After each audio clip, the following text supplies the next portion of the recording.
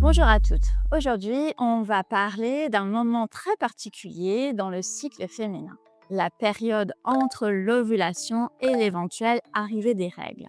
C'est un temps souvent chargé d'émotions et surtout lorsqu'on essaye de concevoir un enfant. C'est aussi une phase très riche sur le plan énergétique et je vais vous expliquer comment certains signes peuvent indiquer qu'une implantation a eu lieu, tout en vous partageant la lecture qu'en fait la médecine traditionnelle chinoise. L'implantation, c'est quoi? Dans le cycle féminin, après l'ovulation, l'ovule peut être fécondé. Ce petit œuf va alors voyager dans la trompe utérine avant de venir s'ancrer dans l'utérus. Ce processus est ce qu'on appelle l'anidation ou l'implantation. En médecine chinoise, ce moment est gouverné par le qi des reins, l'énergie ancestrale soutenue par le sang et l'énergie de la rate qui nourrit l'utérus que l'on nomme souvent palais de l'enfant.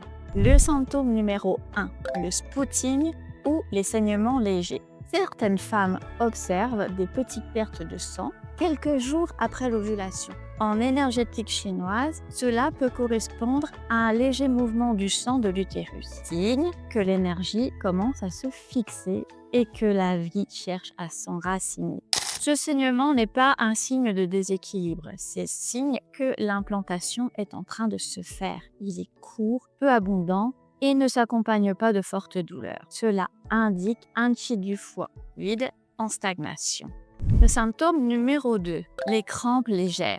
Vous pouvez ressentir une gêne ou une douleur sourde dans le bas-ventre. Cela peut s'expliquer en médecine traditionnelle chinoise par le mouvement du qi dans le méridien Zhongmai, un des merveilleux vaisseaux qui relie l'utérus, l'abdomen et le cœur. Si cette gêne reste légère, cela montre que l'énergie circule sans blocage. En cas de douleur plus forte, cela pourrait indiquer une stagnation du qi ou du sang.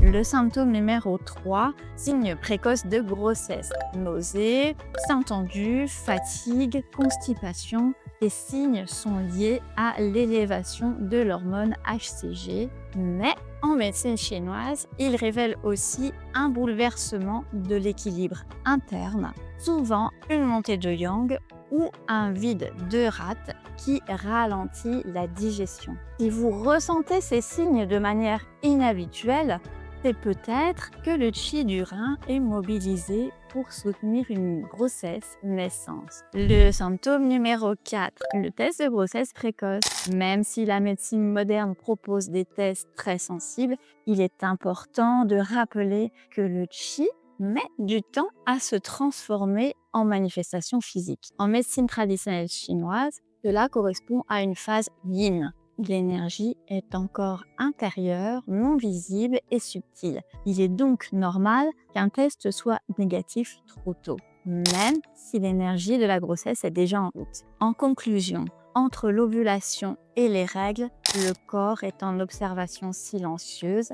C'est une phase yin d'enracinement et de patience. La médecine chinoise nous invite à respecter ce temps et de favoriser votre repos, la chaleur pour soutenir le yang et une alimentation nourrissante pour la rate et le rein comme des soupes, des bouillons, du riz complet et des jujubes. N'oubliez pas que chaque corps est unique. Observez-vous sans jugement et sachez que l'absence de symptômes ne veut pas dire qu'il ne se passe rien. Voilà, j'espère que cette lecture croisée entre biologie moderne et médecine chinoise vous aidera à mieux vivre cette période d'attente. Si vous avez des questions ou si vous souhaitez un bilan énergétique plus précis, n'hésitez pas à me le dire en commentaire.